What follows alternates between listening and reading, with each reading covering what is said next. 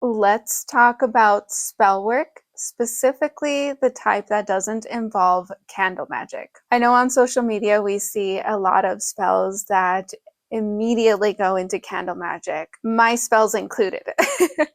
I absolutely love candle magic, but it's not the only type of spell work I do. Sometimes my spells are very, very minimalistic. They don't require a lot of ingredients, and they can still be really powerful. So I figured I'd share some ideas of what you could do instead of candle magic as far as your spell work. Hi, lovely witch. My name is Rosa. I'm the Divine Feminine Witch, and I help witches feel empowered through working with the goddess. And today I want to talk about spell work, specifically minimalistic alternatives to candle magic. Candle magic is definitely probably one of the most popular types of magic out there, but there are definitely other ways to do spells. I also want to preface this by saying I am an intuitive witch. I do not do ritualistic magic of any type. I don't do chaos magic. I don't do Kabbalistic, high magic, and I can't even think of the other ones right now. I do have a blog post on different styles of magic. If you're curious, feel free to go check that out. But my work is completely intuitive, meaning I do what feels right to me and my intuition, and I kind of just let my intuition guide me. I also strongly believe that intention isn't everything, but it is very powerful. So with that said, if you're interested in learning some minimalistic spells that I personally like to use, keep watching. Before we get started, don't forget to like, subscribe, and hit the bell for notifications so you never miss another video. So I do love candle magic. It is definitely my go-to, especially because I like working with the fire element, and I think that probably has to do with the fact that I am ruled by Mars. But it's not necessarily ideal for most people. Maybe you're not able to light a fire in your room. Maybe you aren't able to get a hold of candles. I remember there was a good time I was living in another country on the other side of the world, and the only candles I could get a hold of were the really big, thick white ones. And that would have taken me so long if I was doing spell work that way.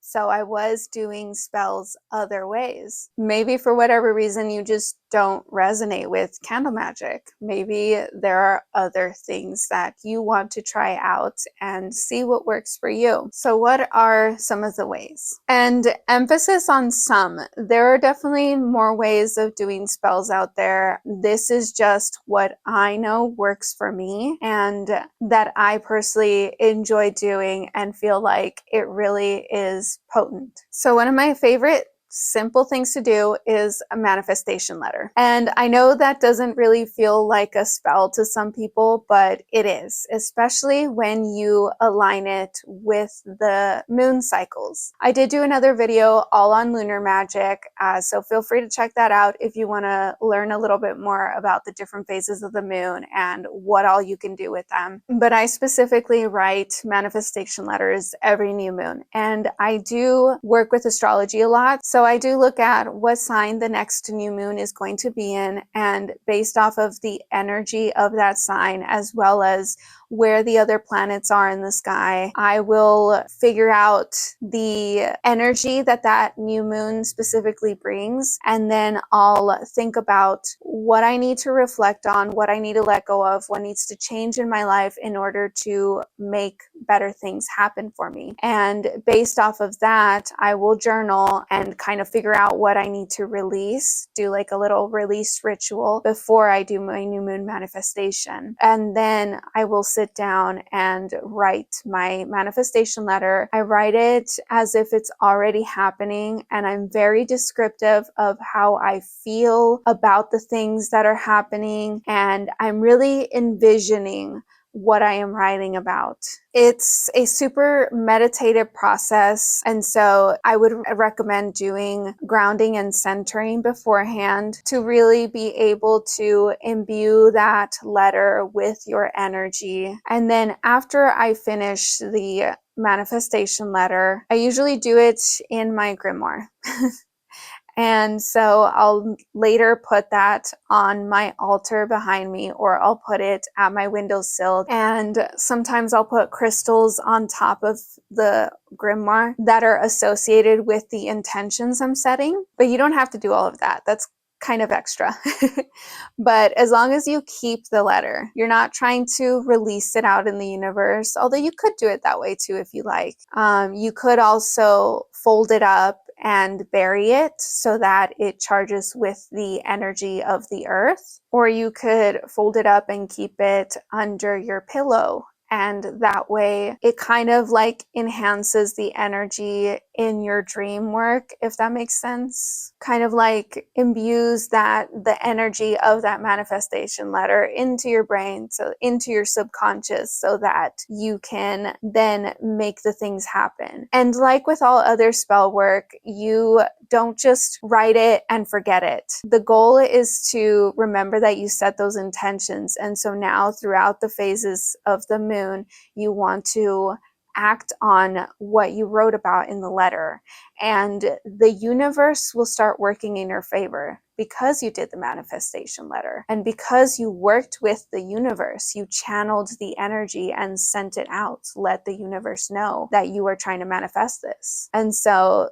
that's why I think manifestation letters are pretty potent and very effective. Another thing I enjoy doing is sigils. Sigils are very easy to do. There are several ways to do sigils. I personally like to figure out my intention and come up with as simple and short phrase as possible. And the phrase is my affirmation. Usually it's a transmutation phrase because I like the idea of grabbing energy being sent my way and transmuting it into something else. It could be as simple as any negative energy sent my way transmutes or transforms into money in my bank account. And it's as simple as that.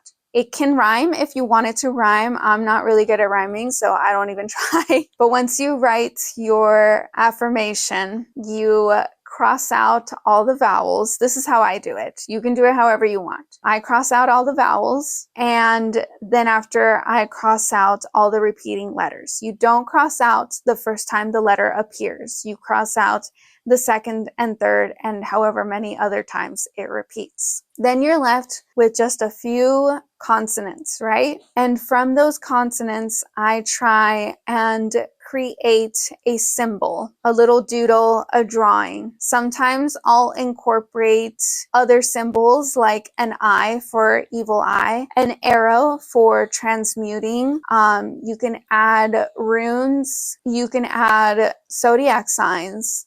Get as creative as you want, or you don't have to do this method at all. If you correlate a specific image or a specific doodle with your intention, just draw it and focus on your intention. The whole point is that you're focusing on the intention as you are drawing it, and it is being imbued with the energy of the intention. You can then place your hands on your sigil once you've created it, and then you can cut that out and use it in spells however you like.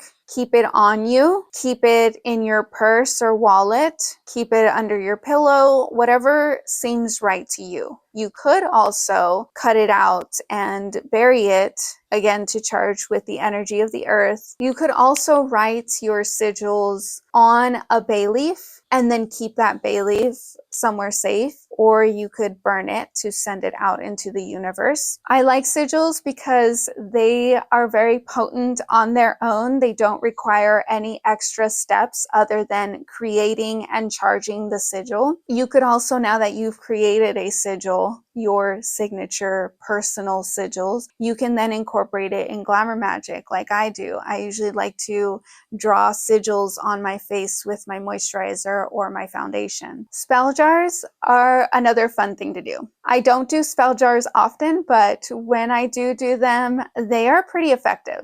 You simply need a jar, preferably glass, because energy transfers in and out of glass, but it doesn't have to be glass. You can use plastic if plastic is all you have. You can get creative as you want with spell jars. All you have to do is grab whatever ingredients you have that pertain to the correspondences of your intention. If you were trying to do a self-love spell jar, you can put herbs like lavender, chamomile, rose petals. These are all tied to self-love.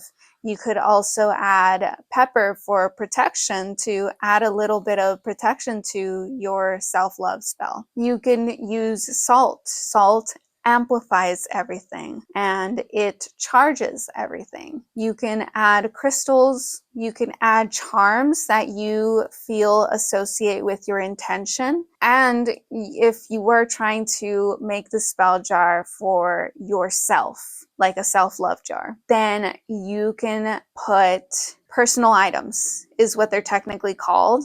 This includes your hair, your nails, your saliva, your menstrual blood. I'm not going to tell you right away to jump into blood magic because I think you have to be very careful and you have to understand the energy behind blood magic. But if you are very familiar with it, I would do it if you're trying to do something that is a good intention for yourself. Keep in mind, when you use personal items, that means it's a tag lock. It is something that is telling the spell working, this is who we're doing the intention on. So you don't want to do any kind of baneful magic and include your tag locks. I've heard some crazy stories out there, so that's why I feel like I need to put that warning there. Normally, spell jars are often sealed with candles and wax, but you do not have to do that. If you don't want to work with candles at all for whatever reason, you can simply just seal the jar with your intention.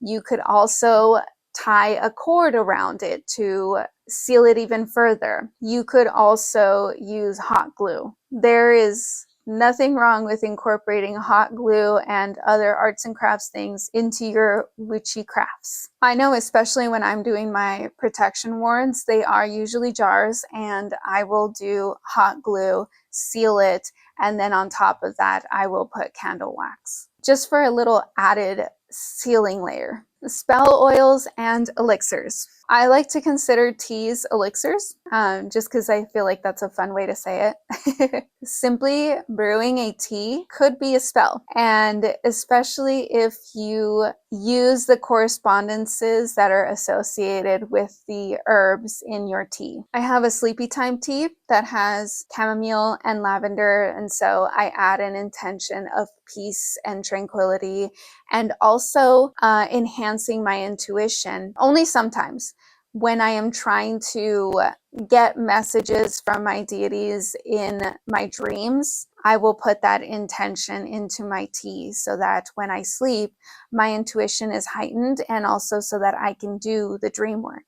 And simply as you're brewing your tea, you can hover your hands over it and imbue it with the intention that you are trying to set into the tea. You could also imbue the intention as you are stirring your tea. If you are stirring it with a sweetener, or if you're just cooling it down, you can simply stir clockwise and set an intention into your tea. And then spell oils are pretty simple to do.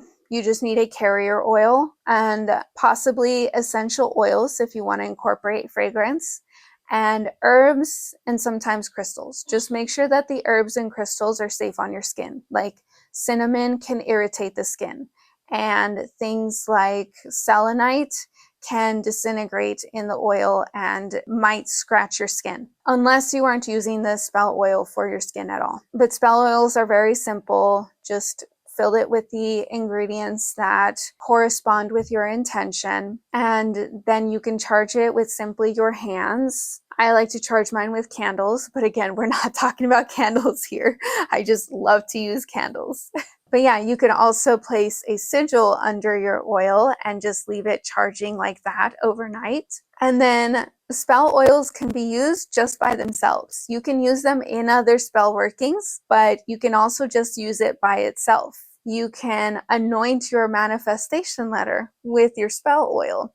You can anoint your sigils or your jewelry with your spell oil. You can incorporate it into your hair, into your skin. You can get as creative as you want with spell oils, and that's why I love them. Glamour magic is another one of my go-tos. I literally do it every day. Some days my ritual is a little bit simpler than other days, but pretty much every day, just by saying my affirmations as I'm putting on my lotions, that is already doing glamour magic. And I know glamour magic isn't necessarily a type of spell, although you could do a glamour magic spell. But if you are trying to be minimalistic, I would say getting into glamour magic is a very easy way to do it, because all you need to do is set intentions with things you already do. When you shower, when you put on skincare, when you put on makeup, when you put on your clothes, when you're doing your hair, these are all things that you can set specific intentions to, and that makes it glamour magic.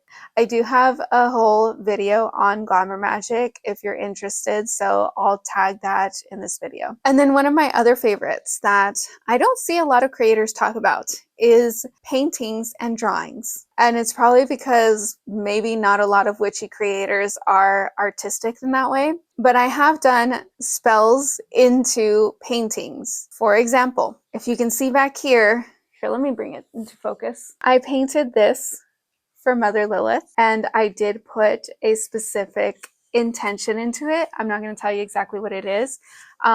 Basically, I did it focusing on the colors. The colors are associated with the correspondences of my intention. But you can also, under the painting, write an intention, write a prayer or an affirmation or something that is associated with the intention you are trying to do. But yeah, so that is a spell. And not only is it a spell, but it's also an offering to my goddess. I'm also currently working on another one for Lady Venus, but that one's not quite ready yet.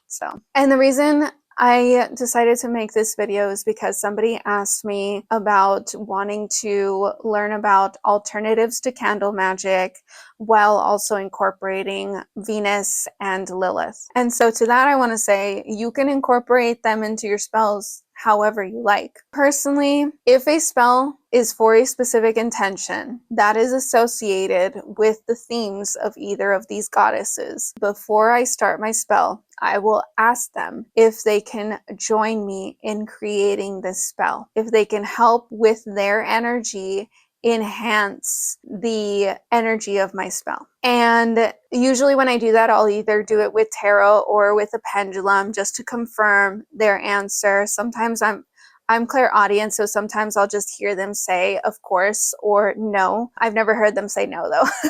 They usually always help me out with the spells that I ask them to help me out with. I don't ask them to help me with every single spell either. There are certain spells like self-love and Venusian energy, glamour magic spells, transmutations. Those I usually ask Venus to help me with. Protection spells, justice spells, baneful kind of work, cord cuttings, release rituals, those I usually ask Lilith to help me with. And that's just because of the energy that I associate with them and the type of relationships that I have built with them. You got to do what feels right to you when it comes to your deities. You could create a prayer when you are calling onto them to join you in the spell. I personally don't. I literally just talk to them like I'm talking to another person. I will first ask them, and then after I get their approval, I will set up for my spell. I will light their candles and I will call on to them. And it is as simple as saying, Lady Venus, I call on to you to help me with this spell. I need this spell for this and this and this. Please imbue your energy onto this working. And then I'll do the spell and then I will leave it there on her altar so that it can continue imbuing with her energy overnight. And so yes, usually my spells incorporate candles, but you do not have to do this with only candle magic. You can do this with literally anything. After the spell, I usually thank them for it, and If not that same day, maybe later on in the week, I will present them with an offering as like a thank you. You don't have to do that though. I feel like you should only give offerings when it feels right to you. I personally give my friends gifts when I am thankful for them and I want to show them that I am thankful for them. And so that's why I do the same with my deities. Consider it a relationship, okay? Just be respectful and everything else will work its way out the way it's supposed to. Okay, so I hope that was all helpful for you. Let me know in the comments if you have any further questions on any of the spell types that I brought up. If you like this video, don't forget to give it a like, subscribe, and share this video with somebody you think might enjoy it as well. Thank you so much for watching.